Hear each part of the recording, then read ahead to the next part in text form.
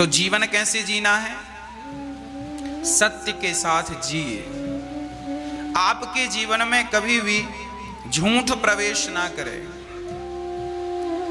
सत्य के मार्ग पर चलिए, किसी की निंदा से बचिए, किसी की चुगली से बचिए। जब आप किसी की निंदा करते हैं तो जिस व्यक्ति की निंदा करते हैं आप, उसका सारा पाप आपके सिर पे आ जाता है और वो व्यक्ति निष्पाप हो जाता है जिसकी आप निंदा कर रहे हैं। निंदा करके व्यक्ति सिर्फ अपने पाप की गठरी बढ़ाता है, इससे ज्यादा कुछ नहीं होता। सुखदेव भगवान कहते हैं, राजन, किसी की निंदा और किसी की स्तुति, ना तो हमें गुण दोष दृशिर दोषः, ना हमें किसी के गुण देखने हैं, ना हमें किसी के दोष देखने हैं। गुण देखोगे तो आसक्ति हो जाएगी और दोष देखोगे तो घृणा हो जाएगी, और घृणा और आसक्ति संसार के प्रति दोनों ही खतरनाक हैं। संसार से यदि आसक्ति हो गई तो भी बंधन का कारण है, और संसार से घृणा हो गई तो भी बंधन का कारण है। घृणा होगी तो घृणा आप अंदर लेकर बैठ जाएंगे, ये व्यक्ति बुरा है, ये व्यक्ति बुरा। किसी व्यक्ति से घृणा करके क्या? इसीलिए ना काहू से, कबीरदास जी हिंदी करते हैं इसकी, ना काहू से दोस्ती, ना काहू से बैर, कबीरा खड़ा बाजार में सबकी चाहे खैर। ना दोस्ती भली ना दुश्मनी भली। संसार की दोस्ती भी जंजाल है और संसार की दुश्मनी भी जंजाल है। इन दोनों से मुक्त होकर केवल भगवत चिंतन कीजिए। आप अपना व्यवहार, अपना जीवन ऐसी शैली से जिए कि आप ना तो किसी की आलोचना में उलझें, ना तो किसी की स्तुति में उलझें। हमें संसार के लोग कैसे हैं इस बात पर बिल्कुल ध्यान नहीं देना चाहिए। हमें अपना काम बहुत अच्छी ईमानदारी से करते हुए आगे बढ़ना चाहिए। जब आप ईमानदारी से आगे बढ़ेंगे तो समाज आपको देख देख करके अपने आप ईमानदार होता चला जाएगा। झूठ ज्यादा दिन तक टिकता नहीं, इसलिए सुखदेव भगवान कहते हैं, राजन, जीवन जीने वाला व्यक्ति सहजता से, सरलता से सत्य का मार्ग अपनाता हुआ हृदय में सबके प्रति दया का भाव रखे, सबके प्रति प्रेम का भाव रखे, सब में ईश्वर का दर्शन करे, यही जीवन जीने की शैली है। आज लोग परेशान हैं, आज लोगों को ठीक ठीक से जिया नहीं जा रहा है। जिंदगी कैसे जीना है लोगों को पता नहीं। आज लोग जिंदगी जी नहीं रहे हैं, जिंदगी को भार समझ करके ढो रहे हैं। एक सज्जन हमसे बोले, गुरुजी हम मर जाएं तो अच्छा है, हम मर जाएं तो अच्छा है। एक पति पत्नी में झगड़ा हो गया। जब पति पत्नी में झगड़ा हुआ तो पति बोला, हे भगवान मुझे उठा लो, अपने धाम बुला लो। तो पत्नी भी बोली, हे भगवान मुझे उठा लो और अपने धाम बुला लो। पति बोला, भगवान इसको जिस धाम में भेजना मुझे उस धाम में मत भेजना, इसको अलग भेजना, मुझे अलग। अलग अलग अर्थ क्या निकला? लोग अपनी जिंदगी जी नहीं रहे हैं, जिंदगी को बोझ समझ करके ढो रहे हैं। क्यों ढो रहे हैं? क्योंकि जीने का ज्ञान नहीं, जिंदगी का कोई लाभ नहीं लिया। इन्हें जीवन क्यों मिला इन्हें पता ही नहीं चला। एक व्यक्ति के हाथ में हीरा आया, और जब हीरा आया तो उस हीरे को वो देखा तो वो हीरा ना समझकर उसे चमकीला पत्थर मान लिया। था वो बढ़िया कीमती हीरा, पर चूंकि उसे परख नहीं थी कि ये हीरा है, वो जौहरी नहीं था, वो सामान्य गधा चराने वाला सामान्य व्यक्ति था। तो वो क्या करता, उस हीरे को गधे के गले में लटका दिया, और गधे को जब नहलाए तो साबुन लगा कि उसी हीरे से गधे को घिसना शुरू कर दे। खूब घिसे, खूब घिसे आनंद से, और गधे को नहलाए और फिर वो हीरा उसी गधे के गले में टांग दे और जंगल जाए चराने। देखो, हीरा भी गधा चराने वाले के हाथ आया तो हीरे को भी गधे के गले में लटकना पड़ा। क्यों? क्योंकि हीरा भाई साहब आप उसे मिल गए हैं जो आपकी कीमत नहीं करता, नहीं समझता, जिसे आपकी कोई परख ही नहीं है। गलत व्यक्ति को हीरा भी मिल जाए तो वो उसे कौड़ी के दाम में बेच देता है, क्योंकि उसकी कोई परख नहीं है। उसी प्रकार आप लोगों को ये मनुष्य रूपी हीरा मिला है। ये शरीर जो तुम्हारा है ये हीरे से कम नहीं है। पर लोगों को पता नहीं है कि हमें मानव का तन क्यों मिला है। विधाता ने हमें पशु पक्षी ना बनाकर इंसान ही क्यों बनाया है, लोगों को ये बात नहीं पता। इसलिए अपनी जिंदगी लोग जी नहीं रहे हैं। लगभग लोग अपनी जिंदगी बोझा समझकर ढो रहे हैं। थोड़ी देर बाद वहां से एक जौहरी निकला। उसने देखा कि गधे के गले में सुंदर सा हीरा लटक रहा। जौहरी समझ गया ये बहुत अनमोल हीरा है, इसकी कीमत इतनी है कि आज शायद धरती पे इसकी कीमत देने वाला कोई नहीं। ये हीरा अनमोल है, बड़ा हीरा है। जौहरी ने दिमाग लगाया। जौहरी ने कहा कि मैं इससे कह दूंगा कि ये हीरा है तो गधा चराने वाला अभी इसके भाव बढ़ा देगा। तो जौहरी ने तरीके से कहा, भाई ये पत्थर कितने का दिया? गधा चराने वाले ने कहा, यार पत्थर क्यों खरीदते हो, जंगल में तो ऐसे बहुत पड़े हैं। जौहरी ने कहा, मुझे जंगल जाने का वक्त नहीं है, तुम 5 रुपए में ये पत्थर दे सको तो मुझे दे दो। गधा चराने वाले ने विचार किया कि 5 रुपए मिल रहे हैं पत्थर के, ठीक है। देखिए, जिसके पास हीरा है, चूंकि कीमत ना जानने के कारण वो व्यक्ति उस करोड़ों के हीरे को 5 रुपए में बेच देता है। कितने रुपए में दे दिया उसने? 5 रुपए में। ये लो, हमारी भी हालत कुछ ऐसी ही है। हमारे पास भी ये करोड़ों का हीरा है, मनुष्य का शरीर, और हमारा ये जो समय है, वक्त, ये करोड़ों से कम का है क्या? हमारे पास समय है, हमारे पास सुंदर सा शरीर है, निरोगी काया है, परंतु ये सब हीरे जो हैं हम लोग बहुत कम दामों में बेच रहे हैं। शरीर मिला था, भगवान ने केवल शरीर नहीं दिया, समय भी दिया है आपको। शरीर से, समय के द्वारा नेकी कर ले, अच्छे कर्म कर ले, अच्छा कर्म करके अपने जीवन को, अपने चरित्र को औरों तक पहुंचा दो, अपने जीवन को यशस्वी बना लो। परंतु लोग इस शरीर से, इस समय का दुरुपयोग कैसे करते हैं?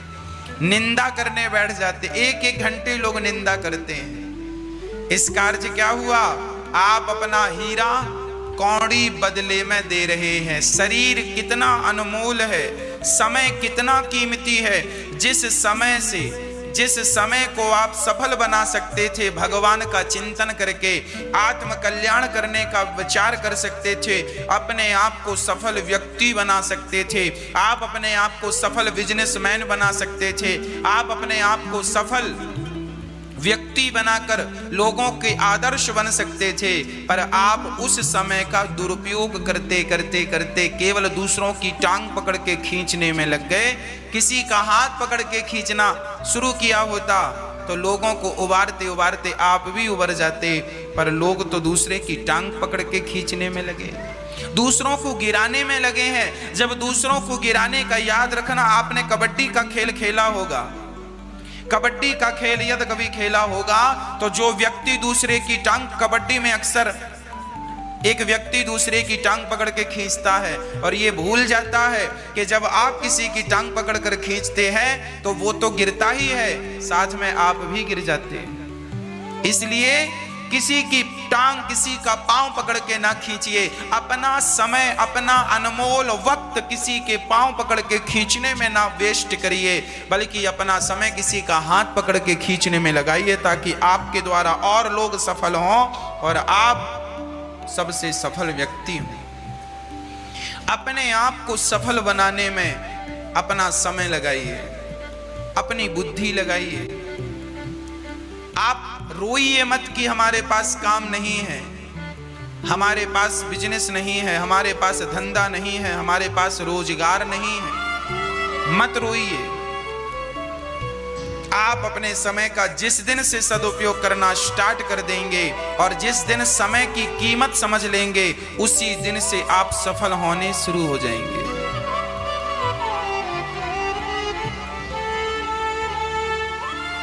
हाँ प्रिय भक्तों, गधे के गले में लटकने वाला हीरा, चूंकि उस व्यक्ति के पास हीरा आ गया जो उसकी कीमत ही नहीं समझता था, उसी तरह आज का इंसान है। भगवान ने आपको शरीर रूपी हीरा दे रखा है, समय दे रखा है, पर आप उसे वेस्ट कर रहे हैं, कौड़ी बदले में उसे समाप्त कर रहे हैं। भोगों में आपका समय भजन में लग सकता था, आत्म कल्याण में लग सकता था, किसी के आंसू पोंछने में आप अपना समय लगाते, किसी का दर्द समझने में, उसका दर्द कम करने में अपना समय लगाते, पर आप ये भलाई के काम कर नहीं पाए। आप अपनी जिंदगी में इतने व्यस्त हो गए कि किसी का हाल चाल पूछने का भी वक्त नहीं रहा, किसी का दर्द सुनने का, समझने का, उस दर्द को दूर करने का भी वक्त नहीं रहा, और बस आप बढ़ते गए, बढ़ते गए, बढ़ते गए। जब जौहरी ने उस हीरे को खरीदा 5 रुपए में, तो जौहरी के हाथ में आकर वो हीरा टुकड़े टुकड़े हो गया। जौहरी ने कहा, वाह हीरा, अभी तक गधे के गले में लटक रहा था तब टुकड़े टुकड़े नहीं हुआ, और अब मेरे हाथ में आया सो टुकड़े टुकड़े हो गया। तब उस हीरे सी आवाज आई, जौहरी, वो गधा और गधे का मालिक नहीं जानते थे कि मेरी कीमत क्या है, पर तुम तो जौहरी थे, तुम तो जानते थे कि मेरी कीमत क्या है।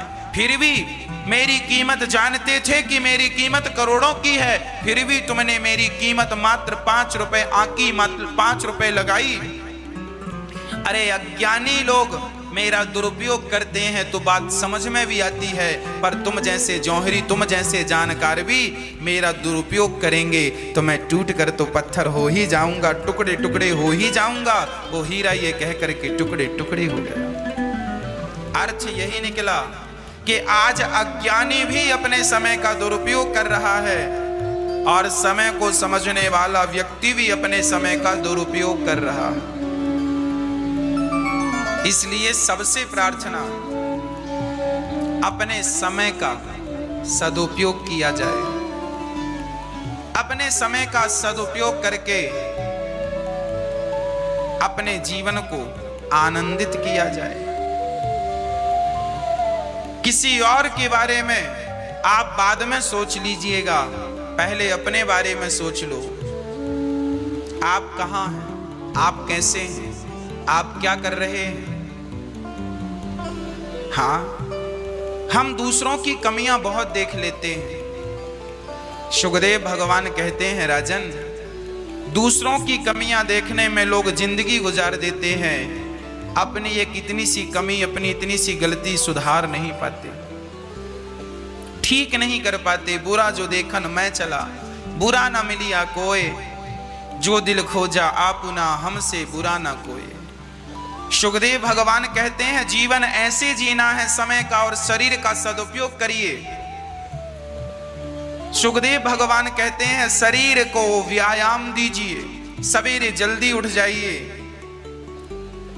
1 घंटे आधा घंटे प्राणायाम कीजिए, आसन कीजिए, सूर्य नमस्कार कीजिए, भस्त्रिका प्राणायाम कीजिए, कपालभाति कीजिए। जब आप प्राणायाम करते हैं, जब आप योग अभ्यास आसन करते हैं, इससे क्या होता है, आपका शरीर स्वस्थ रहता है। योग करने वाले को कोरोना जैसी महामारी से ज्यादा भयभीत होने की जरूरत नहीं है। जो व्यक्ति योग करता है वो व्यक्ति सुखी रहता। सुखदेव भगवान कहते हैं, जीना है तो ढंग से जिया करो।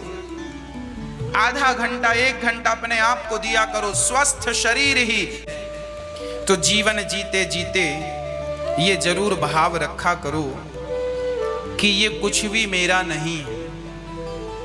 जो भी आप करो, आपने 1 माला जपी है, आपने 1 रुपए का दान किया है, आपने किसी भूखे को भोजन कराया है, आज आपको 1 लाख रुपए का फायदा हुआ है। जो भी आप जीवन में करते हैं वो सब भगवान को समर्पित करते जाइए। आज आपने 1 माला जपी है सीताराम सीताराम की, तो वो माला जपने का पुण्य भगवान को दीजिए। हे प्रभु, इसका जो भी फल है मैं आपके चरणों में से समर्पित करता हूं। आपकी पत्नी है, आपके बच्चे हैं, आपका परिवार है, आपका घर है, सब कुछ भगवान को समर्पित कर दीजिए। आपने 1 लाख रुपए कमाया है, भगवान के चरणों में रख दीजिए। प्रभु, ये सब आपका, जो भी अच्छा करो वो सब भगवान के चरणों में समर्पित करते जाओ। और आप ऐसे जीवन जियो कि भगवान से जुड़ा हो। सवेरे आप जल्दी उठो तो सुबह का उठना भी भगवान से जुड़ा होना चाहिए। कैसे? जब आप सुबह उठें तो इसलिए उठें कि हे प्रभु, मैं जल्दी से उठ करके आपका स्नान कराऊंगा, आपका पूजन करूंगा, आपको स्नान करा करके और मैं बड़े प्रेम से आपका दर्शन करूंगा। तो जब भगवान के लिए आप उठेंगे तो आपका उठना भी भक्ति का अंग हो जाएगा। स्नान करेंगे तो स्नान भी भक्ति से जुड़ गया भगवान से, कि मैं भगवान के लिए स्नान कर रहा हूं, स्नान करके उनको स्नान कराऊंगा, तो वो स्नान करना भी भक्ति का अंग हो गया।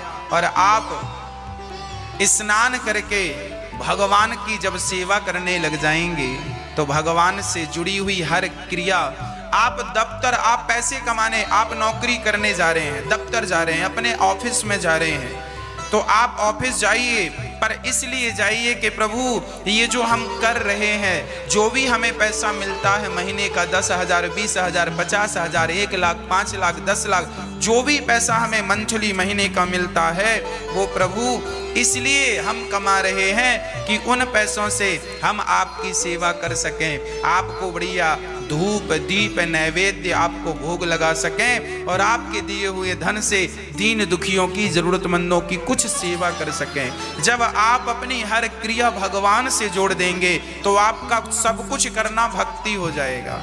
कोई चीज नहीं बची, बस हर क्रिया भगवान से जोड़िए, सब चीजें भगवान से जोड़ दीजिए।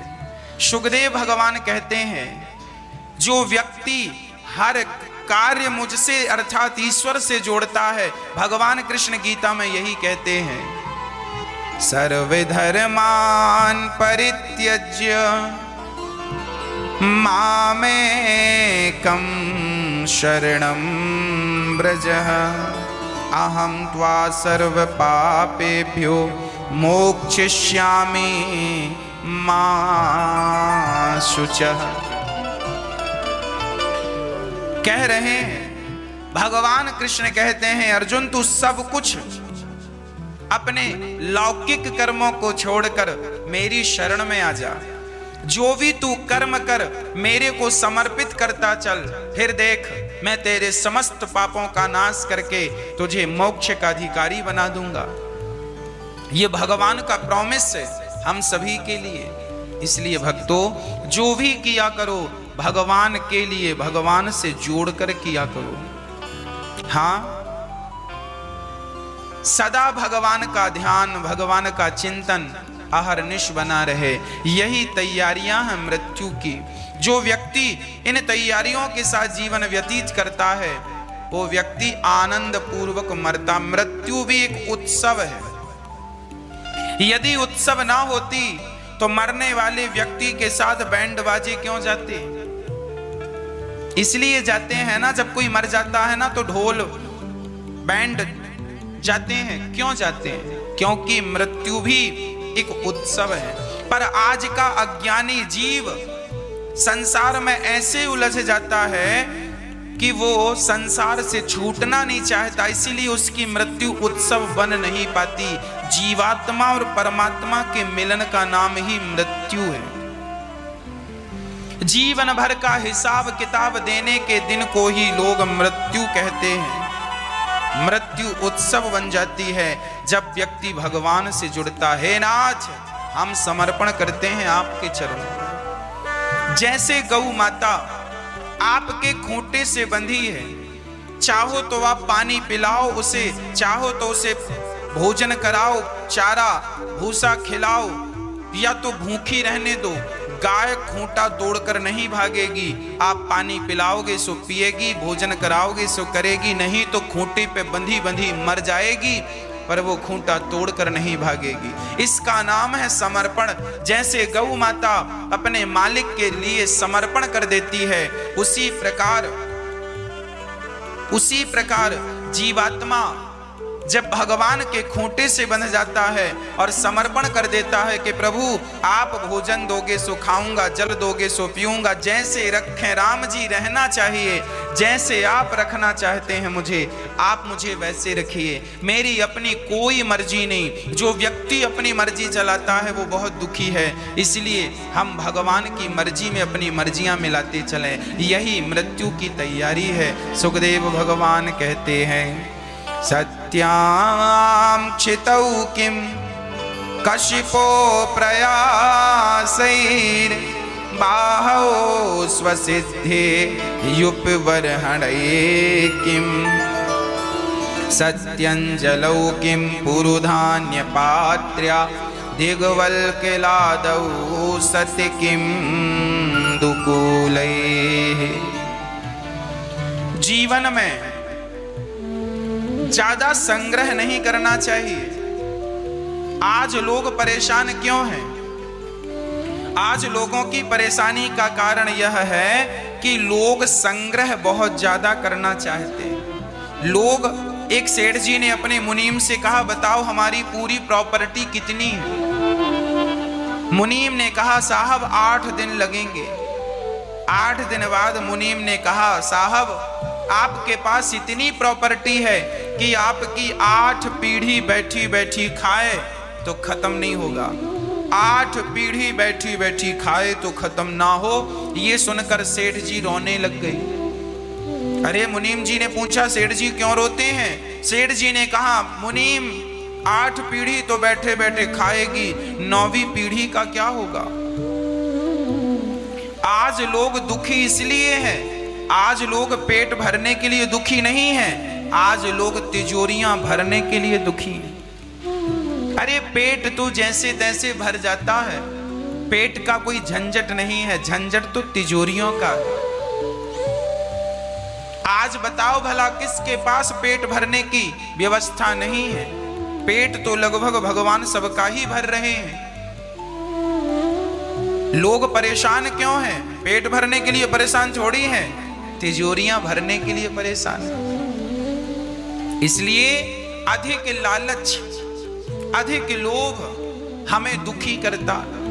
आज लोग कह रहे हैं, महाराज जी हम बड़े दुखी हैं, दुखी हैं, दुखी हैं। अरे भाई, आपके दुख का कारण क्या है ये भी तो समझो।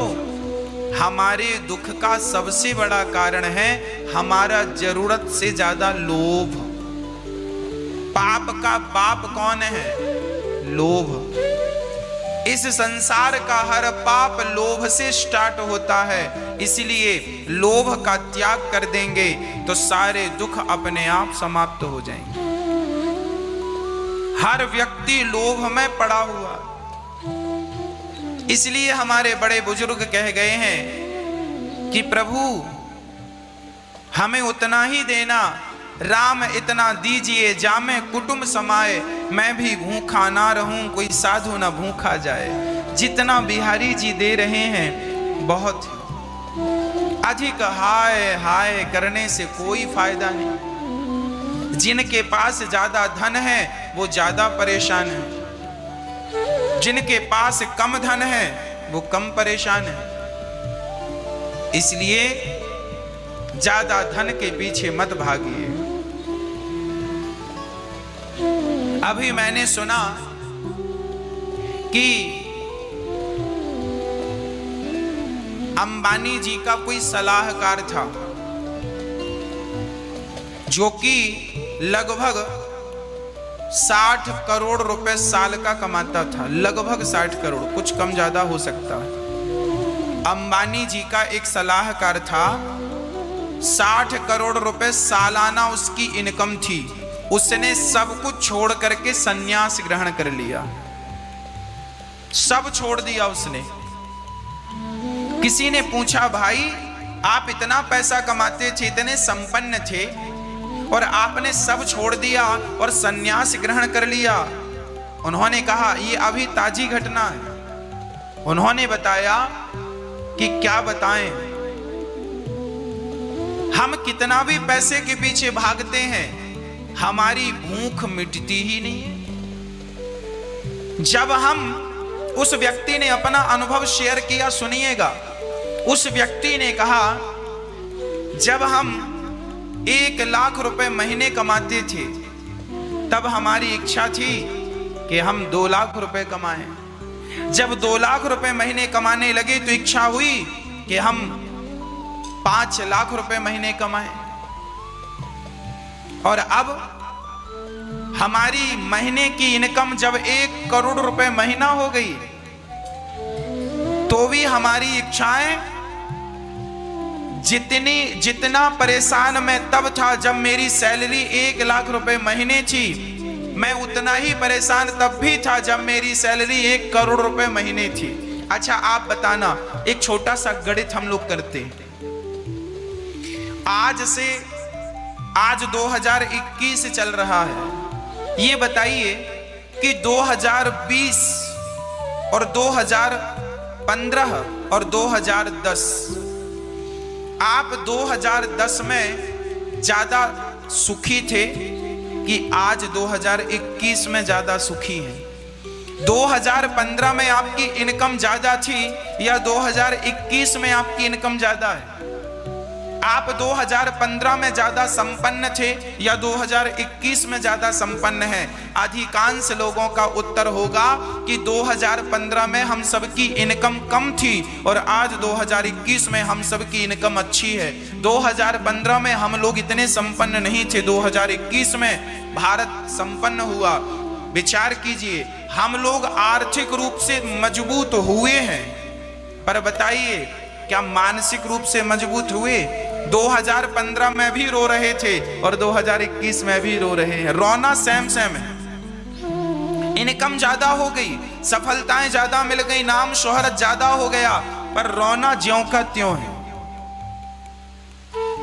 आदमी तब भी रोता है जब वो 1000 रुपए महीना कमाता है। आदमी तब भी रोता है जब 1 लाख रुपए महीना कमाता है, और आदमी तब भी रोता है जब 1 करोड़ रुपए महीना कमाता है, और आदमी तब भी रोता है जब 1 अरब रुपए महीने की इनकम करता, तो भी रोना सामान्य। ये सब क्यों होता है? ये इसलिए होता है, हनुमान जी जब लंका गए तो उनके साथ भी सेम यही हुआ। हनुमान जी लंका गए तो समुद्र में एक सुरसा नाम की राक्षसी मिली। तो सुरसा ने अपना मुंह बड़ा किया। जस जस सुरसा बदन बढ़ावा, तासु दून कपि रूप दिखावा। सुरसा नाम की एक राक्षसी अपना मुंह बढ़ाती है तो हनुमान जी उससे दुगने हो जाते हैं। फिर सुरसा क्या है? सुरसा है लोभ। सुरसा क्या है? सुरसा हमारा भी लोभ बड़ा मुंह फाड़ता जाता। हमें 1 लाख मिल जाए तो हमें 2 लाख की तुरंत मुंह बड़ा हो जाता है। 10 लाख मिल जाए तो 50 लाख का मुंह बड़ा हो जाता है। हनुमान जी भी मुंह बढ़ाते गए, अपना शरीर बढ़ाते गए। हनुमान जी समझ गए इससे काम नहीं बनेगा, तब हनुमान जी तुरंत छोटा सा रूप बना लिए। अति लघु रूप पवन सुत लीन्हा। हनुमान जी छोटे बन गए।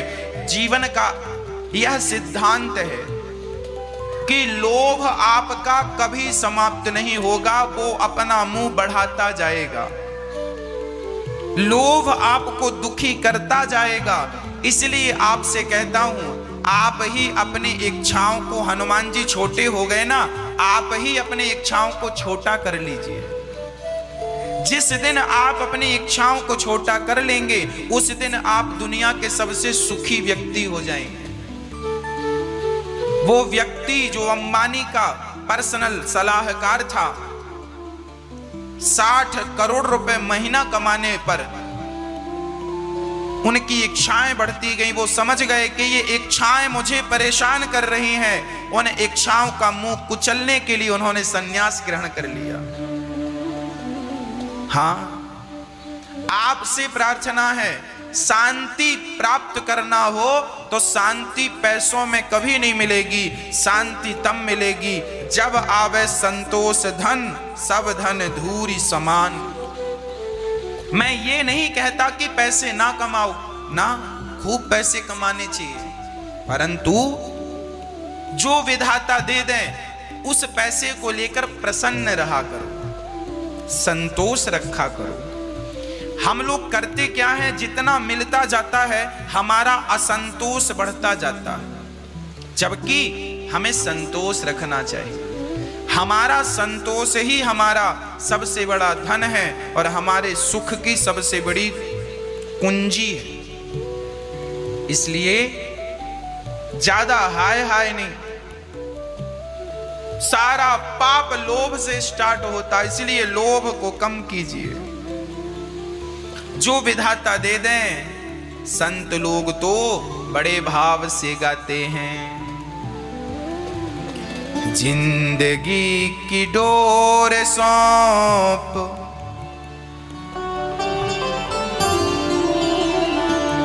ये जिंदगी की डोर सौंप, हाथ दीनानाथ के। ये जिंदगी की डोर सौंप, हाथ दीनानाथ के। महलों में राखे चाहे, झोपड़ी में वास दे। भगवान महलों में रखें या झोपड़ी में रखें, हम तो आपके हैं, भगवान के हम हैं। बस यही जीवन में जीने की कला है, यही जीवन जीने का सिद्धांत है। यही शास्त्र कह रहे हैं कि आप अपनी इच्छाओं को अपने विवेक से आप जमाने को जीत सकते हैं। अपने आप को कैसे जीतेंगे, कैसे जीतेंगे आप जमाने पर विजय प्राप्त कर सकते हैं, अपने आप में कैसे विजय प्राप्त करेंगे? आप जमाने को प्रसन्न कर सकते हैं, बताओ अपने आप को कैसे प्रसन्न करोगे? आपको प्रसन्नता तब होगी जब आपके अंदर संतोष होगा। यदि आप अपनी बेटी से संतुष्ट हैं तो आप प्रसन्न हैं, और आप अपनी बेटी से संतुष्ट नहीं हैं तो आपको लगेगा एक बेटी है, एक बेटा और हो जाए, बेटा और हो जाए। और जब बेटा होगा तो संतोष हो जाएगा, प्रसन्नता होगी। और बेटी है और आपने बेटा चाहा और फिर से बेटी हो गई तो क्या होगा? सुख होगा कि दुख? एक बेटी पहले से है और आपने सोचा अब बेटा होगा, पर बेटी ही हुई तो क्या हुआ? दुख हुआ। क्यों दुख हुआ? क्योंकि आपके भीतर संतोष नहीं है, क्योंकि आपकी इच्छा के विपरीत हो गया। अरे आपका दुख क्या है? आपकी इच्छा के विरुद्ध जो भी होता है वो आपको दुखी करता है। आपको इच्छा है कि बेटा हो, हमारी पत्नी को, हमारी बहू को बेटा हो, पर हो गई बेटी। तो आपकी इच्छा थी बेटे की और हो गई बेटी, आपकी इच्छा के विरुद्ध हो गया, मतलब आपको दुख मिला कि नहीं? अरे भाई, इसलिए कहता हूं आप अपनी इच्छाएं चलाओगे तो सदा दुखी रहोगे। इसलिए भगवान पर सौंप दो, प्रभु आप जो दोगे वो हमें मंजूर है, हम उसी में प्रसन्न हैं। आज का व्यक्ति दुखी क्यों है? उसके यही रीजन है कि वो चाहता कुछ है और हो कुछ जाता। आज का व्यक्ति दुखी इसलिए है कि उसके मन की होती ही नहीं है। और ये बताओ, आज तक किसी के मन की हुई? किसी के मन की हुई? कई बार वो हो जाता है जो हम नहीं चाहते। इसलिए कहता हूं, अपनी मन की ना चलाओ, जो भगवान के मन की है उसके मन की में अपने मन की मिला दो, बस बात खत्म। अपनी मन की तो राम जी कभी होनी नहीं, हमारे अपने मन की क्या होगी? इसलिए जो बिहारी जी की मर्जी है, भगवान कहते हैं राजन,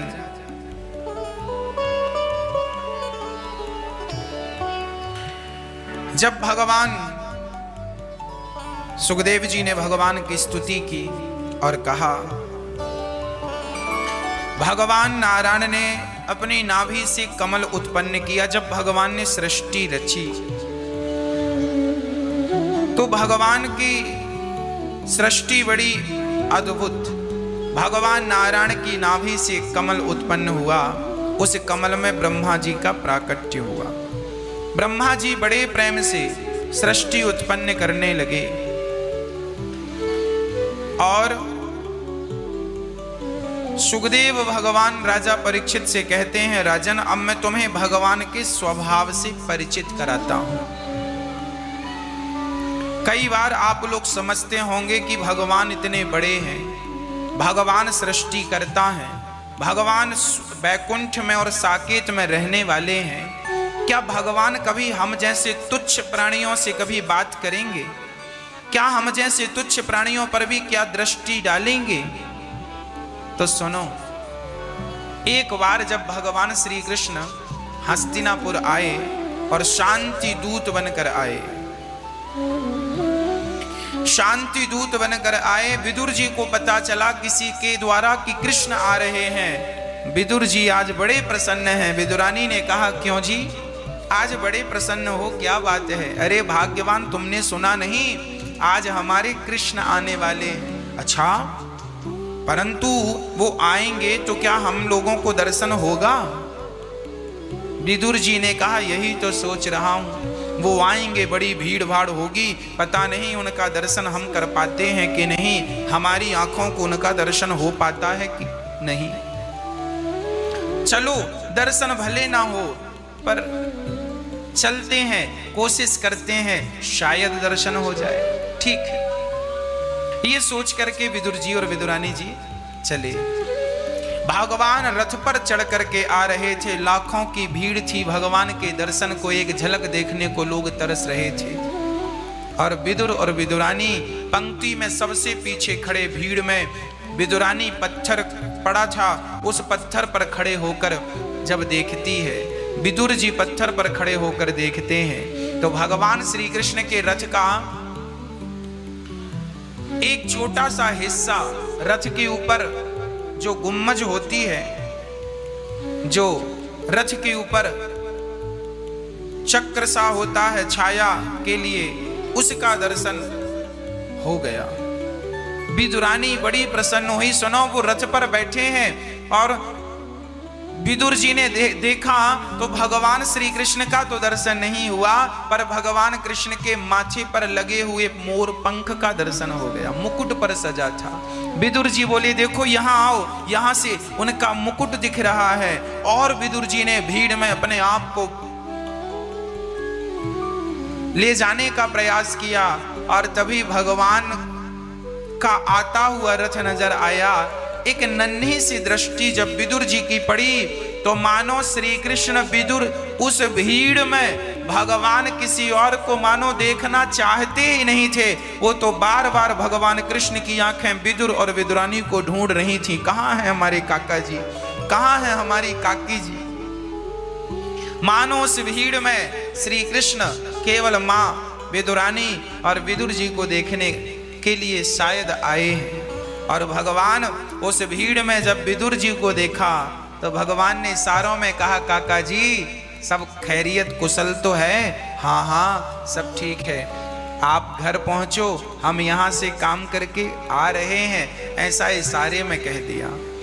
विदुर जी ने विदुरानी से पूछा, क्यों, तूने देखे, भगवान के दर्शन किए? विदुर जी बोली, कहाँ मेरे नसीब के दर्शन हो, इतनी भीड़ है, मैं अंदर जा ना सकी। और मुझे दर्शा। विदुर जी बोले कोई बात नहीं, सुन, उन्होंने कहा है कि वो हमारे घर जल्दी से आएंगे। विदुरानी बड़ी प्रसन्न हुई, पर थोड़ी देर बाद बोली, जी आपसे ऐसा किसने कहा कि वो हमारे घर आएंगे? अरे कृष्ण का दर्शन जब हमने किया, उन्होंने इशारों में हमसे कहा कि हम आएंगे। अच्छा? विदुरानी बोली, सुनो, जरूर कोई गलती हो गई है सुनने में। इतना बड़ा भगवान, इतने बड़े राजा, भला हम गरीबों के घर क्यों आएंगे? विदुर जी बोले, कहा है तो आएंगे। अब विदुरानी तो बड़ी पागलों की तरह इंतजार करने लगी। विदुर जी बाजार में ही रुक गए सामान लाने, और विदुर जी रुके और विदुरानी घर गई आंगन को लीप करके और श्याम सुंदर का इंतजार करती हैं। इधर भगवान श्री कृष्ण कौरवों से कहते हैं, पांडवों को 5 गांव दे दो। दुर्योधन बोला, 5 गांव क्या, सुई की नोक बराबर जगह भी हम देने को तैयार नहीं। देखिए दुर्योधन का लोभ इतना बढ़ गया कि वो पांडवों को 5 गांव देने को तैयार नहीं हुआ। पांडवों का ही राज्य इन्होंने हड़प लिया है जुआ खेलकर, और अब वो मांग रहे हैं ईमानदारी से, तो देना नहीं चाहते। व्यक्ति के अंदर जब लोभ जागता है तो परिणाम क्या होता है, आप जरा परिणाम पर दृष्टि डालो। दुर्योधन से भगवान ने कहा कि 5 गांव दे दो, विवाद खत्म हो जाए, पर दुर्योधन बात नहीं माना। लोभ बढ़ता गया कि 5 गांव क्या, मैं सुई की नोक बराबर जगह भी नहीं दूंगा। और जब लोभ बढ़ा तो व्यक्ति का लोभ ही उसका सर्वनाश कर देता है। दुर्योधन का लोभ जरूरत से ज्यादा बढ़ा, और उनका लोभ, परिणाम क्या हुआ, दुर्योधन के लोभ ने दुर्योधन का सर्वनाश कर दिया। भगवान श्री कृष्ण बड़े प्रेम से,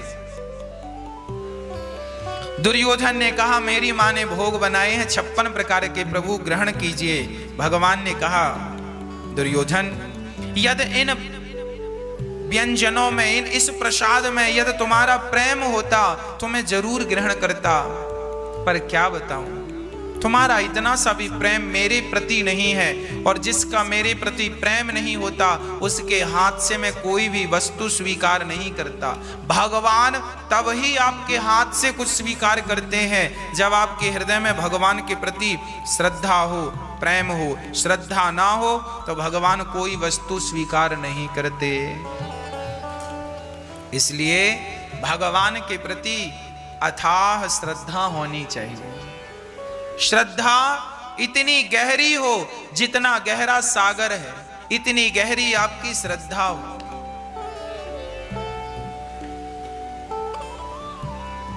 एक घर में एक छोटा सा बालक था, और उसके दादाजी और उसकी दादी जी रहा करती थी। आज सुबह सुबह दादी ने देखा, अजी सुनते हो, क्या हुआ? देखो घर के आंगन में मोर पंख पड़ा है। तो बूढ़े व्यक्ति ने कहा, सुनो, मोर पंख पड़ा है तो जरूर घर में मोर आया होगा। तभी छोटे से बच्चे ने कहा, दादाजी, हो सकता है भगवान श्री कृष्ण आए हो और उनके मुकुट से मोर पंख गिर गया हो, ये भी तो हो सकता है। बात इतनी सी है, पर कितनी बड़ी दृष्टि देती है ये बात ये एहसास कराती है कि आपके अंदर विश्वास, यदि आप कह रहे हैं मोर आया होगा, बात सही है, हो सकता है घर में मोर आया हो और मोर पंख गिर गया हो, पर वो नन्हा सा बच्चा बोला कि हो सकता है कृष्ण आए हो तो उनके माथे से गिर गया हो। बातें दोनों हैं, पर एक बात सांसारिक बात हो रही है और एक बात परमात्मा से जुड़ी हुई बात है। ईश्वर के प्रति इतनी गहरी आस्था, ईश्वर के प्रति इतना गहरा प्रेम यदि किसी का हो जाए तो क्या परमात्मा इस शरीर से इसी जन्म में नहीं मिल जाएंगे? मिल जाएंगे। पर ये भाव तो हो, ये प्रेम तो हो कि आज कृष्ण ही आएंगे। अरे आप जब सोया करो तो भगवान से कहकर सोया करो, प्रभु आज मुझे सपने में आकर दर्शन जरूर दीजिएगा। सोने के पहले भगवान से विनती कीजिए, हे नाथ मैं आपको कभी भूलूं नहीं।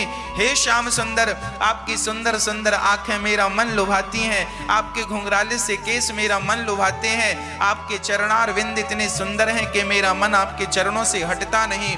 हे मनमोहन, हे वंशीधर, हे कृष्ण, हे प्रिया प्रियतम, हे किशोरी जी, हे श्री श्याम सुंदर, आज मेरी इतनी सी प्रार्थना स्वीकार कीजिए। आप दोनों प्रिया प्रियतम, आज राधा रानी और श्याम सुंदर, आप दोनों मेरे स्वप्न में आकर मुझे दर्शन देकर कृतार्थ कर दो। हे प्रभु, मेरा मन संसार में उलझा पड़ा है, हे नाथ मेरा मन संसार से निकलता नहीं। प्रभु इसे आप निकाल कर अपने चरणों में लगाइए। आप जब रात्रि को सोने के पहले भगवान से स्तुति करेंगे, प्रार्थना करेंगे, हे लक्ष्मी नारायण आप दर्शन दो, हे सीताराम आप दर्शन दो, हे राधे कृष्ण आप दर्शन दो। मेरा विश्वास है यदि प्रार्थना करके भगवान से सोएंगे और जिद करेंगे कि आज आपको आना है, आपके सपने में भगवान आएंगे आएंगे। मेरा विश्वास है स्वप्न में दर्शन आपको मिलेगा, भगवान का दर्शन मिलेगा। इसलिए आज से नियम बनाइए कि सोने के पहले भगवान का चिंतन करते करते, भगवान की चर्चा सुनते सुनते सोएंगे और स्वप्न में भगवान के आने का इंतजार करेंगे। जब भगवान के लिए सोएंगे तो आपका सोना भी भक्ति हो जाएगा और जागना भी भक्ति हो जाएगा। एक विश्वास, अटल विश्वास, इस विश्वास में इतना सा भी संदेह ना। भगवान श्री कृष्ण दुर्योधन की मेवा त्याग कर, 56 भोग त्याग कर और भगवान विदुरानी के घर जा रहे। देखिए भगवान का स्वभाव कैसा है। जबकि विदुर और विदुरानी, विदुर जी शूद्र थे, भगवान ऊंच नीच का भेद नहीं रखते। ऊंच नीच का भेद तो ये इंसान रखता है, ये ऊंचा है ये नीचा है, तुम अमीर हो तुम गरीब हो। ना तो भगवान के दरबार में ऊंच नीच का भेद है, ना जात पात का भेद है, ना तो अमीरी और गरीबी का भेद है, ना हिंदू और मुस्लिम का कोई भेद है। भगवान के दरबार में तो जो भगवान का है, सच्चा प्रेम करता है, वो भगवान का है। बस केवल प्रेम, राम ही केवल प्रेम प्यारा। भगवान दुर्योधन की मेवा त्याग कर, अरे दुर्योधन की जात बहुत अच्छी है, क्षत्रिय है, याद रखना दुर्योधन की जात बहुत अच्छी है, उसका भोजन भी बड़ा स्वादिष्ट है, पर उसका प्रेम नहीं है। तो क्या करेंगे जात का और क्या करेंगे भोजन का। और विदुरानी और विदुर की जात अच्छी नहीं है, भोजन भी अच्छे नहीं है, क्योंकि केला का छिलका कोई अच्छा नहीं होता, पर उसके अंदर प्रेम है। तो भगवान ने दुर्योधन की मेवा त्याग कर विदुरानी के छिलकों का भोग लगाते हैं। मानो इस कथा से भगवान ये समझाना चाहते हैं कि मेरा भक्त यदि मुझसे प्रेम करता है तो मैं उसके बदले ये नहीं देखता कि वो कैसा है, वो जो देता है। तुम बासी रोटी खिलाओगे ना नमक के साथ, मेरा कन्हैया बासी रोटी खाएगा। भगवान को प्रेम चाहिए, प्रेम से भीगे छिलके जब माता विदुरानी ने श्री कृष्ण को खिलाए तो बिना हिचकिचाहट के श्याम सुंदर ने वो छिलकों का भोग लगाया। भाव का भूखा हूं मैं, भाव ही एक सार है, भाव से भज ले मुझे तो भव से बेड़ा पार है। भगवान केवल भाव देखते हैं। विदुर जी महाराज को याद करते हैं श्री कृष्ण और मैत्री जी के पास जाकर विदुर जी कहते हैं, प्रभु सारी दुनिया सुख के लिए कर्म करती है पर दुख क्यों मिलता है। तब विदुर जी ने मैत्री जी ने उत्तर दिया, बात ऐसी है, सारी दुनिया सुख की अभिलाषा लिए घूमती है, आपकी जो इच्छाएं हैं सुख की वही आपको दुख देती हैं। मैत्री जी ने कहा, सुनो तुम्हें भगवत चर्चा सुनाऊंगा जिससे तुम्हारा सारा दुख दूर हो जाएगा। भगवान नारायण की नाभि से कमल निकलता है, कमल में ब्रह्मा जी का जन्म होता है और ब्रह्मा जी मनु और शत्रुपा को जन्म देते हैं। सनकादियों को जन्म देने के पश्चात मनु जी, ब्रह्मा जी के शरीर में दाहिने अंग से मनु और बाम अंग से शत्रुपा का जन्म हुआ। मनु और शत्रुपा दोनों सृष्टि करने के लिए आगे बढ़े तो पृथ्वी हिरण्याक्ष नाम के दैत्य ने पाताल में छिपा रखी। तब 12 भगवान ने प्रकट होकर पृथ्वी को स्थापित किया और हिरण्याक्ष नाम के दुष्ट को मारा। ये हिरण्याक्ष और हिरण्यकश्यपु कौन है? एक बार क्या हुआ, भगवान श्री नारायण के 2 पार्षद हैं, द्वारपाल जय और विजय। एक बार भगवान श्री नारायण का दर्शन करने सनकादि जा रहे थे तो जय विजय अहंकार के कारण संतों को रोक दिए कि ना, आप अंदर नहीं जाएंगे, जबकि भगवान ने कह रखा था कि कोई भी आए उसे आप रोकना मत। और जय विजय ने अहंकार के कारण संतों को रोके तो संतों ने श्राप दे दिया, बड़ा अहंकार है तुम्हें, जाओ हम तुम्हें श्राप देते हैं, तुम 3 जन्मों के लिए राक्षस हो जाओ। वही जय विजय हिरण्याक्ष और हिरण्यकश्यपु बने। वही त्रेता में रावण और कुंभकर्ण बने और वही द्वापर में शिशुपाल और दंतवक्र बने। और आज भगवान ने दोनों को मारने के लिए भगवान ने अवतार लिए। हिरण्याक्ष हिरण्यकश्यपु को मारने भगवान ने, हिरण्याक्ष को मारने भगवान ने 12 और हिरण्यकश्यपु को मारने नरसिंह अवतार। भगवान श्री राम ने रावण कुंभकर्ण को और भगवान श्री कृष्ण ने शिशुपाल दंतवक्र को। यदि भक्त ने 3 बार जन्म लिया है तो भगवान ने 4 बार जन्म लिया है भक्त के लिए। भगवान अपने भक्तों से इतना प्रेम करते हैं। मनु और शत्रुपा ने सृष्टि प्रारंभ की। मनु जी की 3 बेटियां और 2 बेटों का वंश बड़ा है। मनु जी की 3 बेटियां हैं, आकुति, देवहूति और प्रसूति। आकुति का विवाह रुचि प्रजापति से हुआ। देवहूति का विवाह करदम जी से हुआ। करदम जी भगवान की तपस्या करने में मस्त थे। आकुति के यहाँ यज्ञ और दक्षिणा का जन्म हुआ और भगवान नारायण यज्ञ रूप में प्रकट भये। करदम जी की पत्नी देवहूति बड़े प्रेम से अपने पति की सेवा करती थी। एक दिन करदम जी ने अपनी पत्नी से कहा, देवी ये बताओ आपकी क्या इच्छा है, आपकी क्या अभिलाषा है, क्या चाहती हो? तो देवहूति मां ने कहा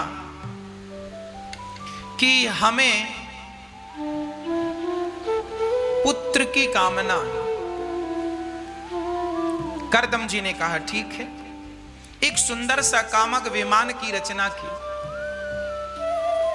उस विमान में बड़ी व्यवस्थाएं थी। करदम जी उस विमान में अपनी पत्नी के साथ रमण किए और उस कामक विमान वो कामना से चलता था। हमारे ऋषि मुनि विमान बना लेते थे कामना से चलने वाला, डीजल पेट्रोल से नहीं। करदम जी उस विमान में यात्रा करते हैं। उनकी 9 बेटियां होती हैं। देवी अब बताओ क्या इच्छा है? पति का धर्म है, पति को चाहिए कि वो अपनी पत्नी से ये जरूर पूछा करे कि तुम्हारी क्या इच्छा है, तुम हमसे क्या चाहती हो। केवल अपनी इच्छाएं बता देना, अपनी इच्छाएं पूरी करा लेना यह नहीं। पुरुष का धर्म है कि वो अपनी स्त्री से पूछे कि बताओ तुम्हें क्या चाहिए, कौन सी इच्छा है अभी जो तुम्हारी अधूरी है, शायद मैं उस इच्छा को पूरी करने का प्रयास करूं। ये पूछना चाहिए हर पुरुष को। करदम जी पूछ रहे हैं, बताओ देवी तुम्हारी शेष क्या इच्छा रह गई। करदम जी से देवहूति ने कहा, 9 बेटियां हो गई हैं, 9 बेटियों का घर बस जाए, बढ़िया वर मिल जाए, मेरी यही इच्छा है। करदम जी ने 9 बेटियों में कला का विवाह मरीचि से, अनुसुईया का अत्रि से, श्रद्धा का अंगिरा से, हविर्भू का पुलस्त से, गति का पुलह से, क्रिया का विवाह क्रतु से, ख्याति का विवाह भृगु से, वशिष्ठ जी का अरुंधति से और अथर्वा का शांति से। करदम जी की ये 9 बेटियां इतिहास रचती हैं। भगवान श्री राम की गुरु माता जो है अरुंधति, ये करदम जी की ही बेटी है, देवहूति की। और माता अनुसुईया का नाम सुना होगा, माता अनुसुईया भी इनकी ही बेटियां हैं। इनकी बेटी बड़ी सदाचारी पतिव्रताएं हैं सारी बेटियां, क्योंकि माता पिता पति, स्त्री जब पतिव्रता होती है, पुरुष जब सदाचारी होता है, तो उसकी संतान भी ऐसी ही होती है, सदाचारी सत्संगी। इसलिए आप अपना सदाचार बनाए रहिएगा। करदम जी तपस्या, देखिए गृहस्थ जीवन कितना उत्तम है। गृहस्थी बुरी नहीं है, पर गृहस्थी कैसी हो, गृहस्थ आश्रम में रहते हुए भगवान का नित्य चिंतन करते रहें। हम भगवान को कभी भूले ना। हे नाथ, मैं आपको कभी भूलू नहीं। करदम जी बड़े भाव से भगवान का ध्यान करते हैं। 9 बेटियों का विवाह हो गया। करदम जी ने फिर कहा, देवी क्या इच्छा है? बोले एक पुत्र चाहिए। करदम जी के द्वारा एक पुत्र उत्पन्न हुआ। कपिल उनका नाम रखा। साक्षात नारायण ही कपिल बनकर उनके घर में जन्म लेते। कपिल भगवान जब थोड़ा बड़े हुए तो करदम जी ने अपने बेटे से कहा, बेटा अब मैं जा रहा हूं आत्म कल्याण करने, भगवत चिंतन करने, समाधि लगाने जा रहा हूं। पत्नी से आज्ञा ली और करदम जी जाने लगे। देखिएगा कितनी विलक्षण बात है। कपिल भगवान ने अपने पिता से कहा, पिताजी भगवान का चिंतन करने के लिए देर नहीं करनी चाहिए, और भगवान का भजन करने के लिए ना तो घर बाधा है ना तो जंगल बाधा है। आप घर परिवार में रहकर भी भगवत चिंतन कर सकते हैं और जंगलों में जाकर भी भगवान का चिंतन कर सकते हैं। पर आज की परिस्थिति में, आज के वातावरण में, परिवेश में आज जंगल अनुकूल नहीं है। इसलिए घर पे ही रहकर अधिक से अधिक भगवान का चिंतन किया जाए, इसी में हम सबकी भलाई है। पहले के लोग सहनशील हुआ करते थे, जंगलों में जाकर बैठ जाया करते थे। अभी हम बंसीवट गए और बंसीवट यहां पर ऐसे तपस्वी संत हैं जो आज भी जंगल में, अभी लॉकडाउन लगा, भगवान के श्री चरणों में लग जाए, मुझे और कुछ नहीं चाहिए। कपिल भगवान कहते हैं, मां देखो ये जो हमारा मन है ना, यही हमारे बंधन का और हमारी मुक्ति का कारण है। मन एव मनुष्याणाम बंधनम मोक्ष कारणम। मन की गति है अटपटी, झटपट लखे न कोय, और मन की जब खटपट मिटे तो झटपट दर्शन होए। मन के हारे हार है, मन के जीते जीत, माँ मन ही मिलावत राम से, मन ही करत फजीत। अरे मन ही तो हमें परेशान करता। माता देवहूति ने कहा, बेटा ये बताओ कि मेरा मन कैसे वश में होगा। देखिए आज आपके जीवन में जितना दुख है वो दुख किसके कारण है? मन के कारण। मन की इच्छाएं पूरी हो गई तो आपको सुख मिला, और मन की इच्छाएं अधूरी रह गई सो दुख मिल रहा है। हाँ, पूरी जिंदगी एक बहुत बड़ा आदमी था, सुनिएगा, एक बहुत बड़े आदमी थे, उनका एक ही बेटा था, सुंदर था, सुशील था, संस्कारी था, और वो इतने बड़े आदमी थे, उनके घर कम से कम 50 लोग काम करने वाले थे। झाड़ू पोंछा से लेके, भोजन बनाने से लेके, कपड़े धुलने, सब कुछ करने वाले थे।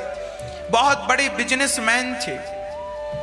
करोड़ों रुपए की रोज की आय थी, इनकम रोज की करोड़ों की आय, कोई कमी नहीं। बड़ी बड़ी महंगी से महंगी गाड़ियां उनके घर में 10 थीं, जिस गाड़ी से चाहे सो जाएं। उनकी सिंहासन जिस पर बैठते थे वो कम से कम 50 किलो सोने की सिंहासन थी। आलीशान घर था, कोई पारावार नहीं कि उनके पास कितनी दौलत थी। सेठ जी बड़े प्रसन्न थे, पत्नी भी अच्छी थी, आज्ञाकारी थी। पत्नी सुंदर, पति सुंदर, बेटा सुंदर, सब बढ़िया। 50 नौकर चाकर घर में, आनंद खूब, धंधा बिजनेस भी ठीक चल रहा, खूब आनंद। ऐसा लग रहा है सेठ जी पृथ्वी पर नहीं है, किसी स्वर्ग में रहे। पूरा स्वर्ग का सुख था, जो खाना है सो खाओ, जहां जाना है सो जाओ, कोई अच्छी जिंदगी थी। क्या हुआ? बेटा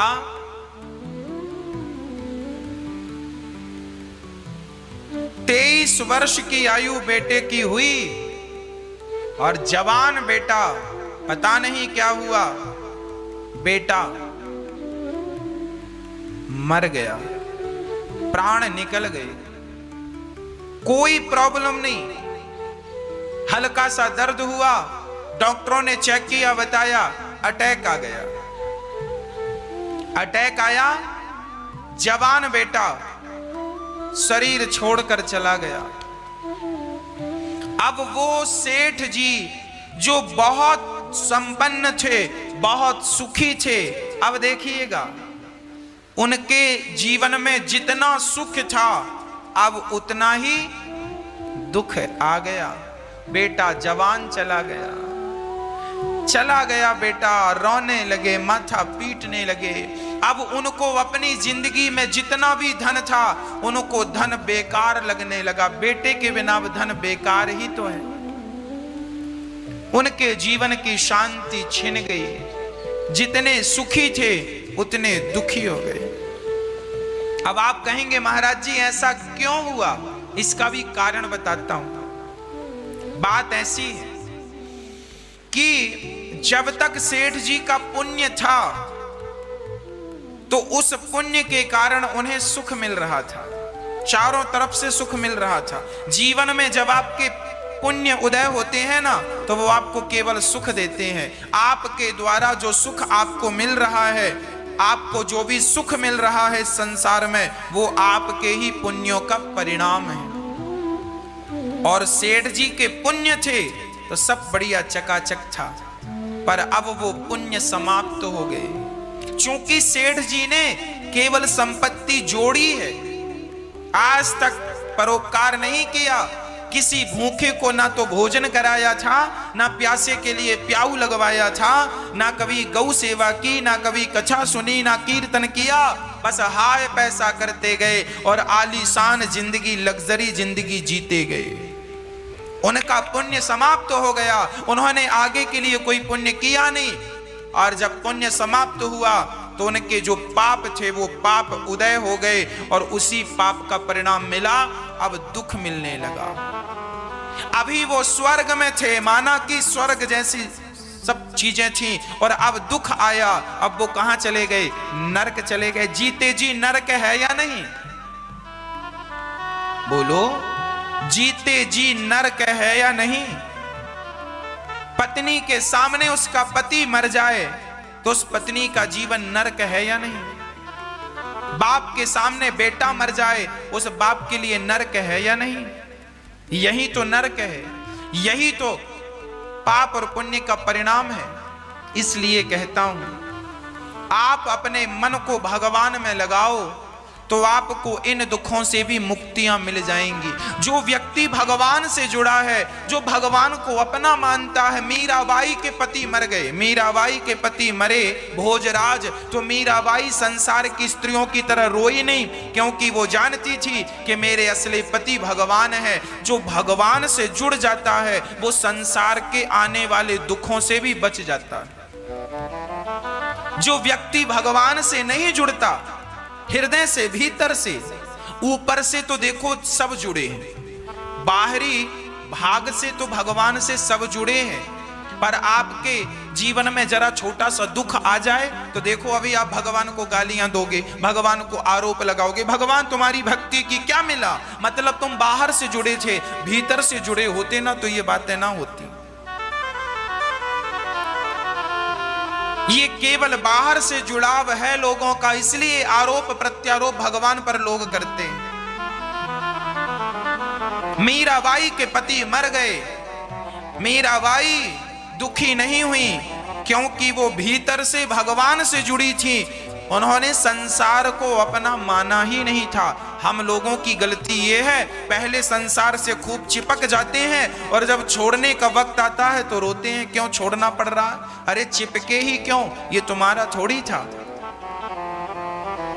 इसलिए मन को समझाओ, संसार से ज्यादा चिपका ना करे, संसार से ज्यादा प्रेम ना किया करे, नहीं तो रोना पड़ेगा।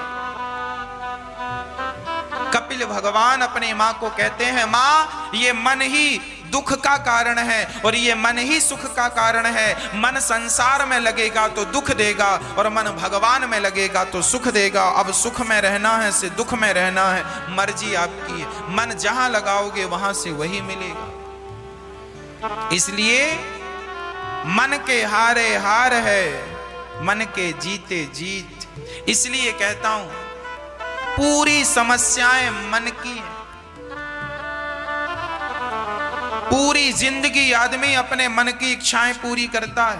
अरे गुजारा, स्त्रियों का गुजारा, छोटा सा मंगलसूत्र हमारी माताएं पहनती हैं, पेंडल, तो उससे भी गुजारा हो जाता है। पर बड़ा सोने का पेंडल चाहिए, ये किसकी इच्छा है? मन की। अरे सामान्य कपड़ा पहनने से भी शरीर ढक जाता है, पर बड़े बड़े ब्रांडों के कपड़े चाहिए, किसकी इच्छा है?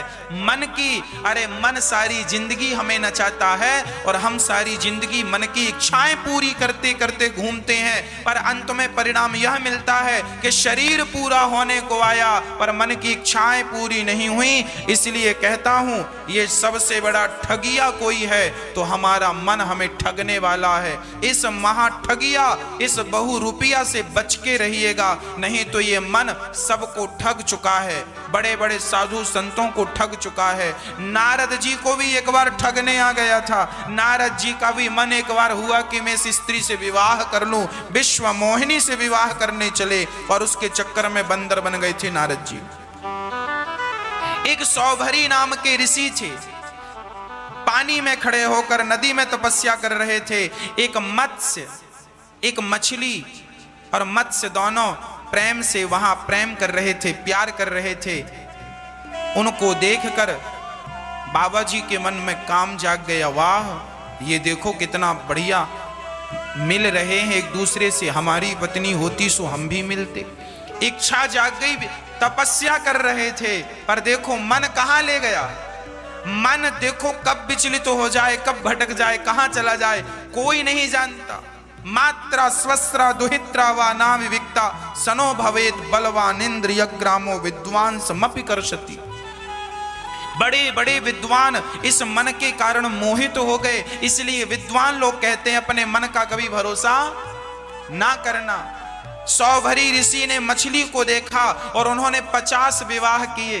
बाद में सब 50 विवाह हो गए, नाती पोता हो गए। नाती पोतों ने दादाजी को परेशान करना शुरू कर दिया, कोई धक्का मार रहा, कोई लात मार रहा। दादा बोले हे भगवान, कहां भजन में था मैं और कहां नरक में आ गया। सब छोड़ के फिर गए, तब उनका कल्याण हुआ।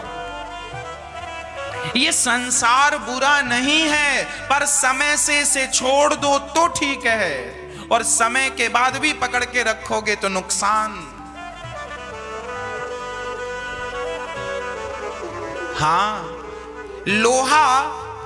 लोहे को कितना तपाना है, जरूरत से ज्यादा तप जाएगा तो फिर लोहा पिघलने लग जाएगा, और पिघलने ज्यादा ताप होगा, पिघल जाएगा तो भी काम नहीं बनेगा। इतना तपाओ कि वो घन मारने से, हथौड़ा मारने से मुड़ जाए आसानी से।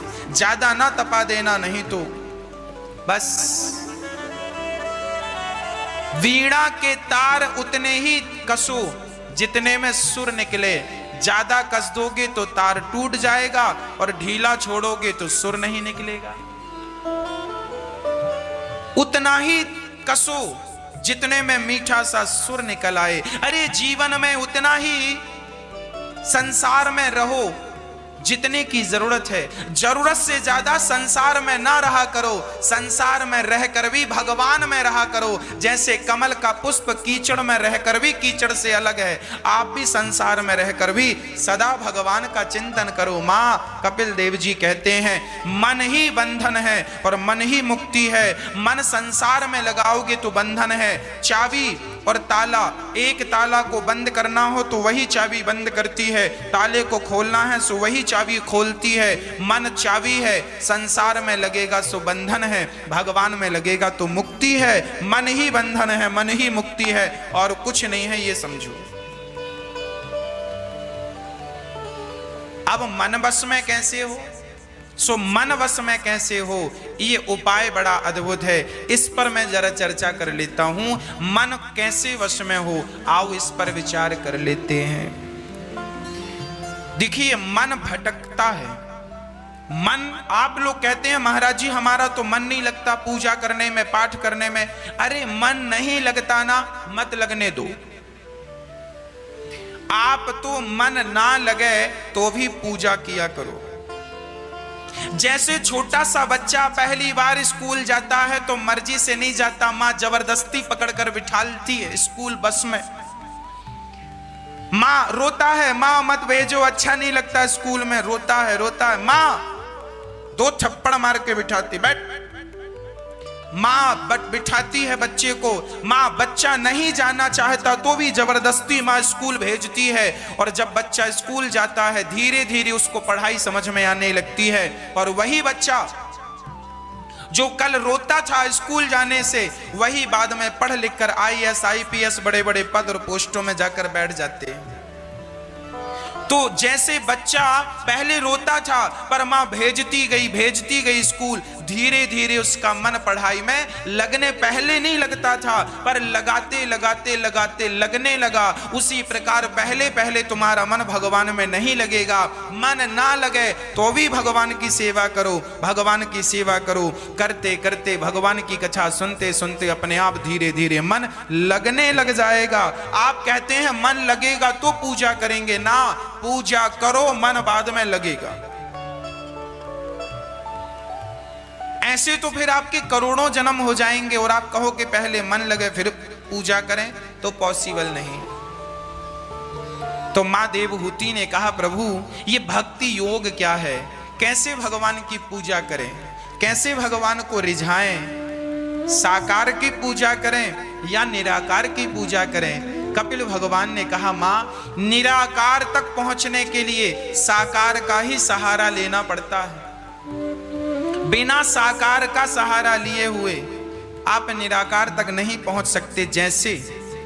जैसे आपने किसी को चिट्ठी लिखी, आपने किसी को पत्र लिखा, तो ये बताओ पत्र में जो लिखा गया है वह अक्षर साकार है कि निराकार है?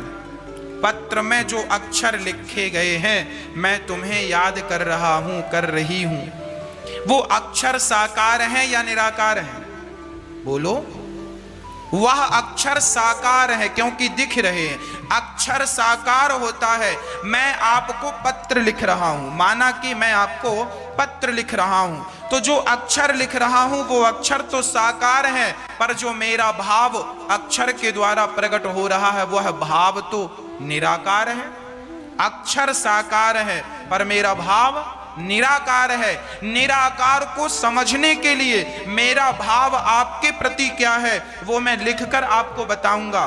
तो निराकार भाव तक पहुंचने के लिए साकार अक्षरों का सहारा लेना पड़ता है कि नहीं? इस साकार अक्षर से निराकार भाव समझ में आ जाता है। उसी प्रकार ईश्वर निराकार तो है, अटल सत्य है, पर उस निराकार तक पहुंचने के लिए साकार का सहारा लेना पड़ता है। जैसे छत में पहुंचने के लिए सीढ़ियों का सहारा लेना पड़ता है, उसी प्रकार परमात्मा तक पहुंचने, उस निराकार तत्व को समझने के लिए पहले साकार तत्व को समझना पड़ता। बिना साकार को समझे उस निराकार को समझा नहीं जा सकता।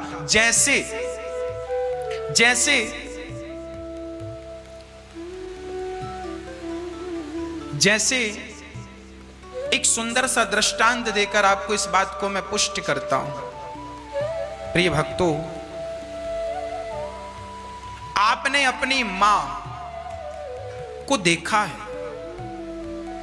आपने अपनी मां को, अपनी जननी को देखा है, तो जरा आंख बंद कीजिए और अपनी मां का ध्यान कीजिए। आपकी मां की आंख कैसी है, गाल कैसे हैं, बाल कैसे हैं, मुखमंडल कैसा है, मुस्कान कैसी है। आप बिल्कुल इमेजिन करेंगे ना तो मां की शक्ल बिल्कुल आंखों के सामने आ जाएगी, मेरी मां ऐसी है। आप अपनी मां का ध्यान करेंगे तो आपकी मां का स्वरूप आपके सामने आएगा कि नहीं आएगा? क्यों आएगा? क्योंकि आपने अपनी मां को देखा है। और जिस बच्चे ने अपनी मां को देखा ही नहीं, बचपन में मां मर गई, उस बच्चे से कहा जाए अपनी मां का ध्यान कर, अपनी मां का इमेजिन कर, क्या इमेजिन करेगा? कैसी है उसकी मां, गोरी है कि काली है? अरे मां का इमेजिन करने के लिए भी पहले मां को देखना जरूरी होता है।